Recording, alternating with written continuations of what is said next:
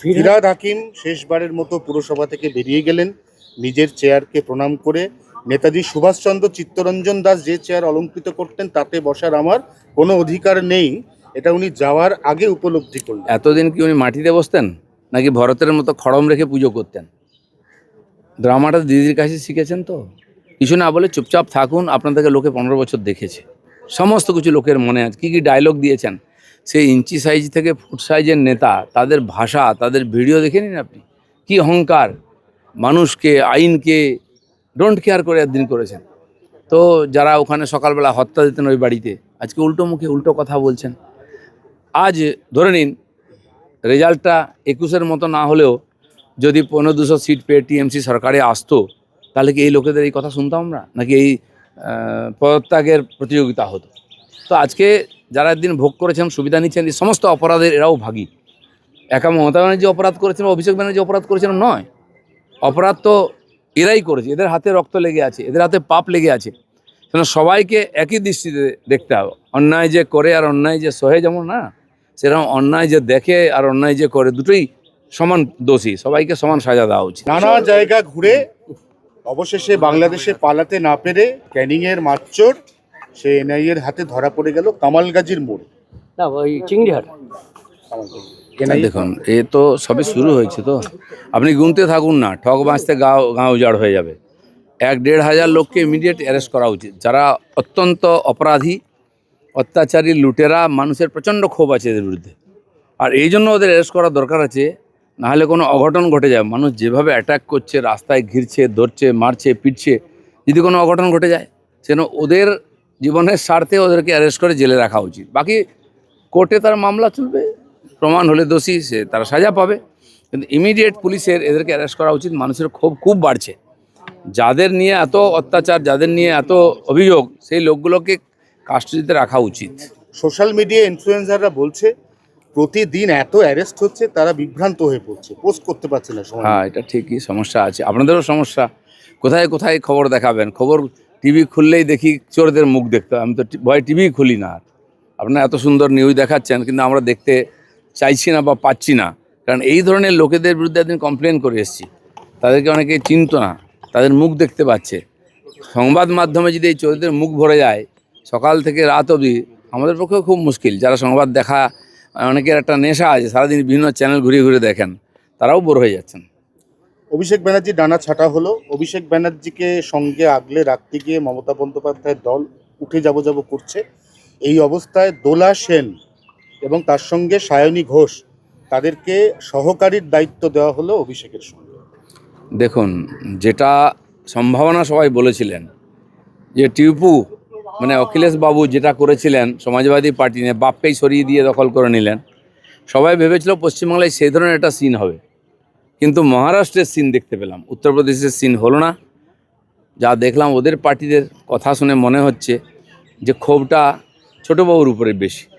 যাই হোক, সবাই এখন অস্তিত্বের সংকটে ভুগছেন, মাথায় ছাতা চাই। কারণ একদিন অনাথ হয়ে যারা রাজনীতি করেছেন, কোথাও কোনো সকালবেলা প্রসাদ চড়াতে হয়, কাউকে ফুল চড়াতে হয়, কাকে চড়াবেন বুঝতে পারছেন না। খুবই সংকটের মধ্যে টিএমসির নেতারা। কিন্তু এটা জেনে রাখুন, মন্দিরই ভেঙে গেছে তো ভগবান কোথায় থাকবেন? ফিরহাদ হাকিম শেষবারের মতো পুরসভা থেকে বেরিয়ে গেলেন নিজের চেয়ারকে প্রণাম করে।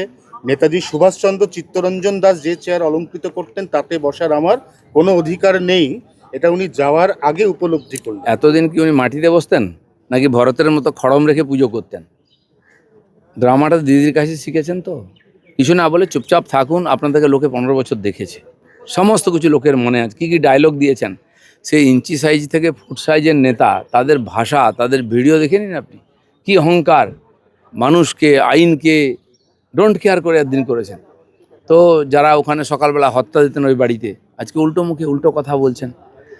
আজ ধরে নিন রেজাল্টটা 21-এর মতো না হলেও যদি 1500 সিট পেয়ে টিএমসি সরকারে আসতো, তাহলে কি এই লোকেদের এই কথা শুনতাম আমরা, নাকি এই পদত্যাগের প্রতিযোগিতা হতো? তো আজকে যারা একদিন ভোগ করেছেন, সুবিধা নিচ্ছেন, এই সমস্ত অপরাধের এরাও ভাগী। একা মমতা ব্যানার্জি অপরাধ করেছেন, অভিষেক ব্যানার্জি অপরাধ করেছেন নয়, অপরাধ তো এরাই করেছে। এদের হাতে রক্ত লেগে আছে, এদের হাতে পাপ লেগে আছে।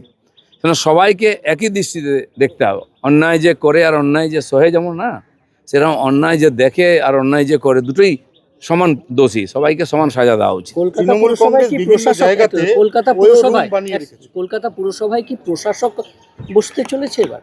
এখন কী হবে বলা যাচ্ছে না। খালি কলকাতা নয়, পশ্চিমবাংলার এই 135-40টা পুরসভা কর্পোরেশন আছে। দেখুন, হাওড়ার মতো পুরসভায় 8 বছর নির্বাচন নেই, দুর্গাপুরের কর্পোরেশনে এরকম 5-6 বছর নির্বাচন নেই। কি সরকার চলছিল এতদিন? এদের তো আগে যাওয়া উচিত ছিল, মানুষ শেষ পর্যন্ত সহ্য করতে না পেরে পাঠিয়েছেন। সেজন্য আমার যেটা মনে হচ্ছে সবই পরিষ্কার হবে, আগামী নভেম্বরের দিকে হয়তো সমস্ত পুরসভার নির্বাচনও হতে পারে। ক্লাবে ক্লাবে বিভিন্ন জায়গায় কলেজের ভেতরে তৃণমূল কংগ্রেসের নেতারা দারুণ দারুণ ঘর বানিয়েছেন, এসি ঘর, নরম বিছানা, দামি বাথরুম।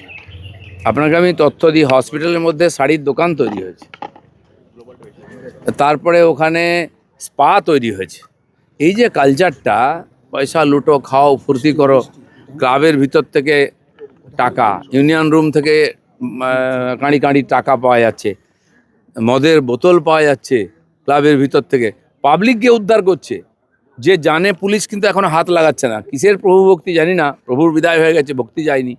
পুলিশকে আরও সক্রিয় হতে হবে, নাহলে পুলিশকেও লোকে একই দৃষ্টিতে থাকবে, তাদের সঙ্গেও একই রকম ব্যবহার করতে পারে লোকে। জয়প্রকাশ মজুমদার পুলিশের গাড়ি থেকে নামতে চাইছেন না, পুলিশ বোঝাচ্ছে আপনি দাদা নামুন, আপনাকে কোর্টে নিয়ে যাব। জয়প্রকাশ বলছে নামলি তো ডিম মারবে, আমি নামবো না। হাত জোর করে পুলিশকে বলছে আমার নামাবেন না, নামালে ডিম মারবে। আর টিএমসির নেতারা এখন কাঁচা ডিম খাচ্ছেন, সেদ্ধ করারও সময় নেই। এই ধরনের লোকেরা কী ধরনের স্টেটমেন্ট দিত আপনারা দেখেন। মানুষকে এত বোকা ভাবেন এরা, যে হচ্ছে যা ইচ্ছা করবো, উপর দিয়ে মারিয়ে চলে যাব, দিনের পর দিন মানুষ কিছু করবে না। ভারতের গণতন্ত্র আর ভারতের জনগণ কত সজাগ সেটা মানুষ দেখিয়ে দিয়েছে। বাকি যাদের যেখানে যাওয়ার নিশ্চয়ই যাবে, সেটা আইন নিয়ে যাবে। দাদা 1 মাস হয়ে গেল, এখনো মন্ত্রিসভা হয়েছে, কিন্তু দায়িত্ব বন্টন কবে হবে? সবাই 1 মাস কোথায় হলো? প্রথম শপথ নিয়ে আমরা 9 তারিখ, তারপরে চলছে। সরকার তো কাজ করছে, মন্ত্রিসভা হলে কি 43 জন হবে, কি 33 জন হবে, কি কতজন হবে, সেটা তো নির্ভর করছে। তো মন্ত্রিসভার যে ক্যাবিনেট তারা ডিসিশান নিচ্ছেন, যে কাজগুলো পেন্ডিং ছিল সেগুলো সরকার ডিসিশান নিচ্ছে, পাস হয়ে যাচ্ছে, কাজ শুরু হয়ে যাচ্ছে। এই মাস থেকে যত পেন্ডিং কাজ, কেন্দ্র সরকারের যত প্রকল্পের কাজ, সব শুরু হয়ে যাচ্ছে। কাল পরশু, আজকে দিল্লিতে বৈঠক হবে, আমরা এখান থেকে ভিসিতে থাকব, এবং কাল থেকে যে জিরামজি, বর্তমান নারেগা হবে এই মাসে, পরের মাস থেকে জিরামজি শুরু হয়ে যাবে। সড়ক যোজনার টাকা এসে যাচ্ছে, কাজ শুরু হয়ে যাবে। আবাস যোজনা, শৌচালয়, সব কাজ শুরু হবে একসঙ্গে। তো এটা শুরু হয়ে গেলে তখন মন্ত্রীদের দায়িত্ব দেবে, তারা আবার আস্তে আস্তে সমস্ত দায়িত্ব বুঝে নেবেন। চলছে কাজ, অ্যাডমিনিস্ট্রেশনের লোকেরা কাজ করেন, যারা একদিন কিছু করতেন না, উল্টো করতেন, তারাই কাজ করছেন, মন্ত্রী তো দেখাশোনা করবেন। জয়ের পরে বাংলাকে আপন করে নিয়েছেন নরেন্দ্র মোদী। তিনি যোগা দিবসে কলকাতায় আসছেন, তিনি দুর্গাপুজোয় 3 দিন কলকাতায় থাকবেন। সেই 19 সাল থেকে মাননীয় প্রধানমন্ত্রী, বর্তমান হোম মিনিস্টার, তখন প্রেসিডেন্ট ছিলেন, যেভাবে বাংলার জন্য সময় দিয়েছেন, চেষ্টা করেছেন, এবং যথারীতি ফান্ডও দিয়ে গেছেন যে বাংলার লোকে কষ্ট না হোক। কিন্তু চোরেরা এখানে দাপিয়ে বেড়ে কিছু রেস্ট্রিকশন করেছেন, সেজন্য এই বাংলা ভারতের সঙ্গে তাল মিলেও শুধু নয়, ভারতকে নেতৃত্ব দেবে সেরকম বাংলা তৈরি করতে চাই, আর মাননীয় মোদীজির নেতৃত্বেই হবে। সেই জন্য বারবার উনি আসছেন, প্রতিনিয়ত চিফ মিনিস্টারকে ডেকে ওখানে বৈঠক হচ্ছে, নতুন নতুন সিদ্ধান্ত আমরা নিচ্ছি। যেন প্রধানমন্ত্রী নিজে এসে এখানে বাংলার মানুষকে আশ্বস্ত করতে চান, যেটা উনি বলেছিলেন ভোটের আগে, যে একবার 5 বছরের জন্য বাংলাকে আমাদের হাতে তুলে দিন, আমরা বাংলাকে নতুন করে গড়ে দেবো, স্বপ্নের বাংলা বানিয়ে দেবো। সেটা হচ্ছে কিনা নিজে দেখতে আসছে।